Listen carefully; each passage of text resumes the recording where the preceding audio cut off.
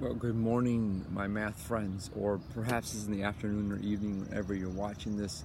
Welcome to a short, hopefully brief, and hopefully edifying, which means to build you up, a little summary of our first session that we're doing over.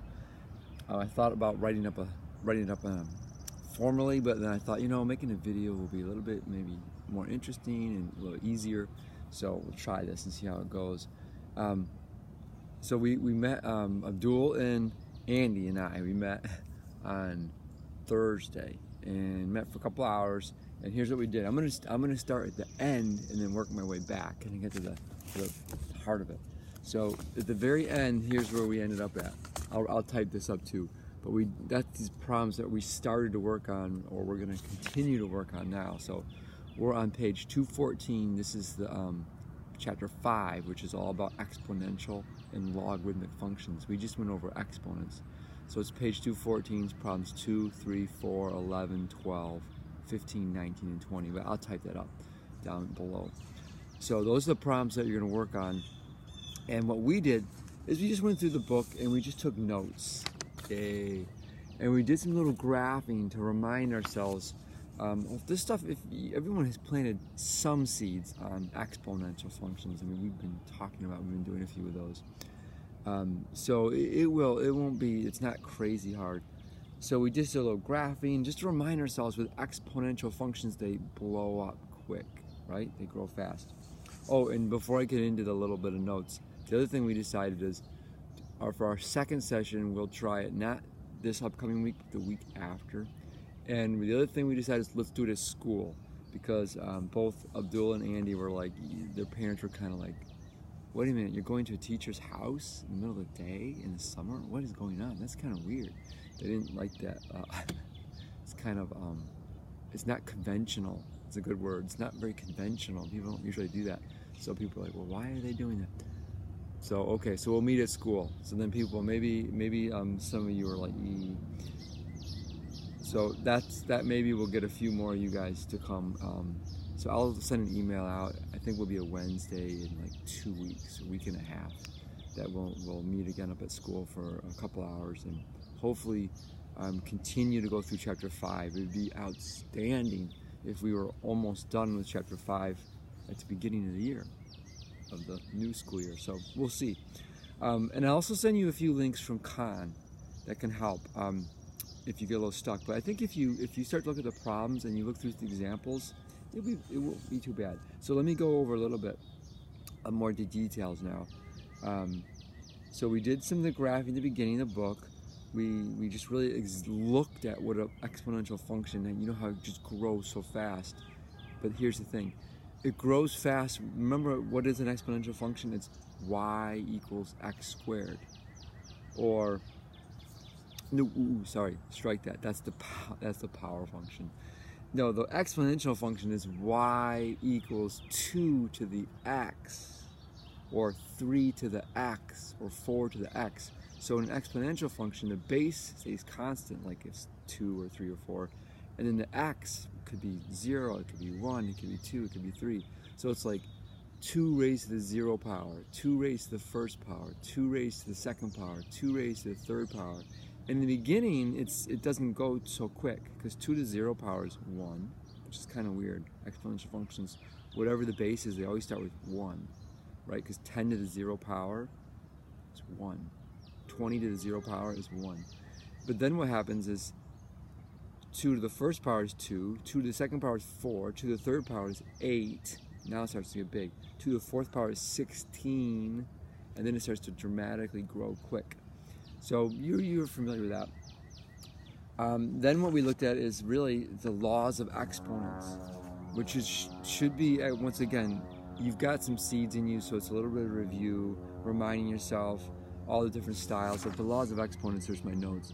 That's like what happens when you multiply, you add the base. When you multiply exponents, as long as you have the common base, you add the exponents. How you divide, right? So that's your basic laws. And you remember probably from last semester.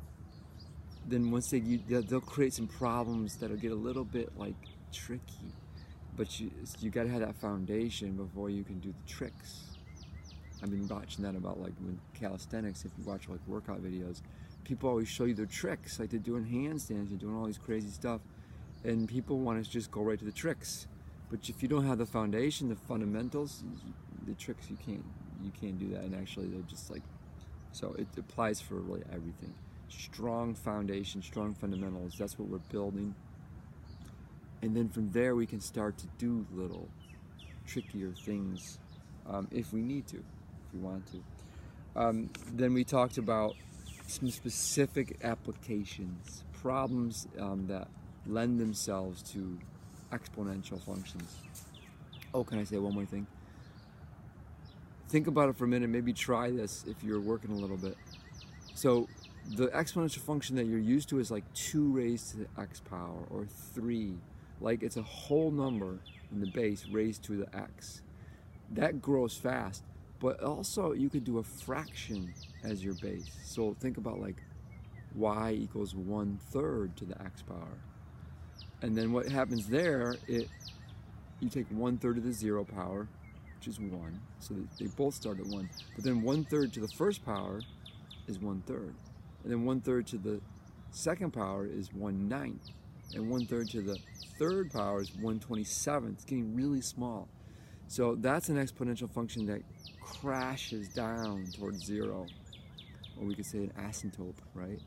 Horizontal asymptote at y equals 0. So that's going to go. So we usually think about, I don't know why, just we always start that way with it grows up, but they also exponential functions go down. We call that exponential decay. Exponential growth, that happens when the base is positive, with not positive, but a whole number, or a number greater than 1, I guess you could say. And an exponential decay is when you have a number less than 1. Between 0 and 1, a fraction, a rational base. So we talked about that. And then we went to different problems. So problems with exponential growth, population is growing rapidly. Rabbits, they're multiplying, their children are multiplying, and it blows up fast. Or more, really more likely like bacteria, they tend to do it more. I mean, things in the bigger world can't usually grow so fast like that, exponentially. But viruses, bacteria, those especially, maybe flies do that. Then you have exponential decay. The classic is radioactive material. It cuts itself in half, has a half-life. And different materials have different half-lives, so those different problems like that. And there's very little like specific formulas. They're really, if you look at them, they're really just exponential growth.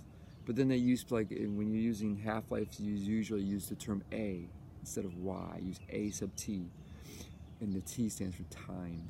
So it's good to just look at the book and look at the variables that they use. They do the same thing for compounding your interest. That's an exponential growth. So there's a specific formula for that, which is very much like geometric, a geometric sequence.